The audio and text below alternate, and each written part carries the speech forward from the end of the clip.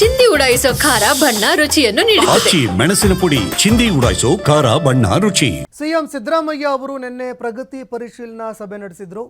ಇವತ್ತು ಕೂಡ ಪ್ರಗತಿ ಪರಿಶೀಲನಾ ಸಭೆ ಮುಂದುವರಿಯುತ್ತೆ ಅನ್ನೋ ಮಾಹಿತಿಗಳು ಲಭ್ಯವಾಗ್ತಾ ಇದೆ. ಎಲ್ಲ ಜಿಲ್ಲಾಧಿಕಾರಿಗಳು, ಜಿಲ್ಲಾ ಪಂಚಾಯಿತಿ ಸಿಇಒ, ಎಸ್ಪಿಗಳ ಜೊತೆಯಲ್ಲಿ ಸಿಎಂ ಇವತ್ತು ಸಭೆ ನಡೆಸಲಿದ್ದಾರೆ. ವಿಧಾನಸೌಧದಲ್ಲಿ ಇರುವಂತಹ ಕಾನ್ಫರೆನ್ಸ್ ಹಾಲ್ನಲ್ಲಿ ಚರ್ಚೆ ನಡೆಯುತ್ತೆ. ರಾಜ್ಯದ ಪ್ರಗತಿ, ಅಭಿವೃದ್ಧಿ, ಕಾಮಗಾರಿಗಳು, ಮಳೆ ಸಮಸ್ಯೆಗಳ ಬಗ್ಗೆ ಇವತ್ತು ಚರ್ಚೆಯಾಗುತ್ತೆ. ಮುಂಜಾಗ್ರತಾ ಕ್ರಮಗಳನ್ನು ಕೈಗೊಳ್ಳುವ ಬಗ್ಗೆ ಸಿಎಂ ಸಿದ್ದರಾಮಯ್ಯ ಅವರು ಸೂಚನೆ ಕೊಡ್ತಾ ಇದ್ದಾರೆ. ಇನ್ನು ರಾಜ್ಯದಲ್ಲಿ ಕೋಮು ಭಾವನೆ ಕೆರಳಿಸೋದಕ್ಕೆ ಕಡಿವಾಣ ಹಾಕುವ ಬಗ್ಗೆಯೂ ಕೂಡ ಚರ್ಚೆ ಮಾಡಿದ್ದಾರೆ. ಅಧಿಕಾರಿಗಳನ್ನು ತೀವ್ರವಾಗಿ ತರಾಟೆಗೆ ತೆಗೆದುಕೊಳ್ತಾ ಇದ್ದಾರೆ ಸಿಎಂ ಸಿದ್ದರಾಮಯ್ಯ. ನಿನ್ನೆ ಸತತ 9 ಗಂಟೆಗಳ ಕಾಲ ಸಿಎಂ ಸಿದ್ದರಾಮಯ್ಯ ಅವರು ಸಭೆ ಮಾಡಿದ್ರು. 9 ಗಂಟೆಗಳ ಕಾಲ ನಡೆದಂತಹ ಸಭೆಯಲ್ಲಿ ಸಿಎಂ ಸಿದ್ದರಾಮಯ್ಯ ಅವರು ಅಧಿಕಾರಿಗಳನ್ನು ತರಾಟೆಗೆ ತೆಗೆದುಕೊಂಡಿದ್ರು. ಇನ್ನು ರಾಜ್ಯ ಸರ್ಕಾರ, ಜಿಲ್ಲಾಧಿಕಾರಿಗಳು, ಸಿಇಒಗಳು ಎಲ್ರಿಗೂ ಕೂಡ ಒಂದು ಟಾಸ್ಕ್ ಕೊಟ್ಟಿತ್ತು. 5 ಗ್ಯಾರಂಟಿ ಯೋಜನೆಗಳನ್ನು ಜಾರಿ ಮಾಡಿದ್ದೀವಿ.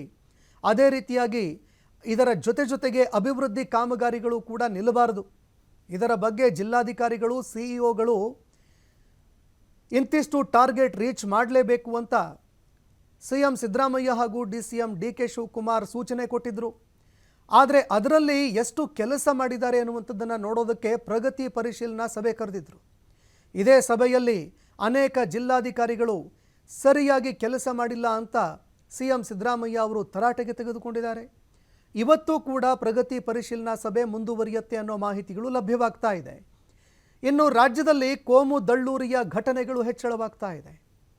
ಕೋಮು ಸೌಹಾರ್ದತೆಯನ್ನು ಕದಡುವಂತಹ ಪ್ರಕರಣಗಳು ಹೆಚ್ಚಳವಾಗ್ತಾ ಇದೆ.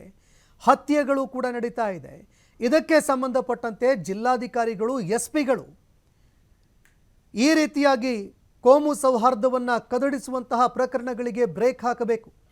ಅಂತಹ ಕೋಮು ದ್ವೇಷವನ್ನು ಹರಡಿಸುವಂತಹ ಸಮಾಜಘಾತುಕ ಶಕ್ತಿಗಳನ್ನು ಹತ್ತಿಕ್ಕಬೇಕು ಅಂತ ಸಿಎಂ ಸಿದ್ದರಾಮಯ್ಯ ಅವರು ನಿನ್ನೆ ಸೂಚನೆ ಕೊಟ್ಟಿದ್ದಾರೆ. ಸಂವಿಧಾನಾತ್ಮಕವಾಗಿ ಕೆಲಸ ಮಾಡಿ, ನಿಮ್ಮ ಕರ್ತವ್ಯಗಳನ್ನು ಅರಿತುಕೊಳ್ಳಿ.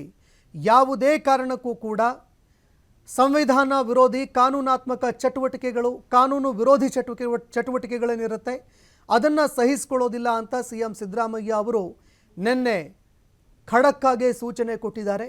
ಹೀಗಾಗಿ ಇವತ್ತು ಕೂಡ ಸಭೆ ಮುಂದುವರಿಯುತ್ತೆ ಅನ್ನೋ ಮಾಹಿತಿಗಳು ಲಭ್ಯವಾಗ್ತಾ ಇದೆ. ಇವತ್ತಿನ ಸಭೆಯಲ್ಲಿ ಏನೆಲ್ಲ ಒಂದು ಚರ್ಚೆ ಆಗುತ್ತೆ, ಏನೆಲ್ಲ ಸೂಚನೆ ಕೊಡ್ತಾರೆ ಅನ್ನುವಂಥದ್ದನ್ನು ಕೂಡ ಕಾದು ನೋಡಬೇಕಾಗತ್ತೆ.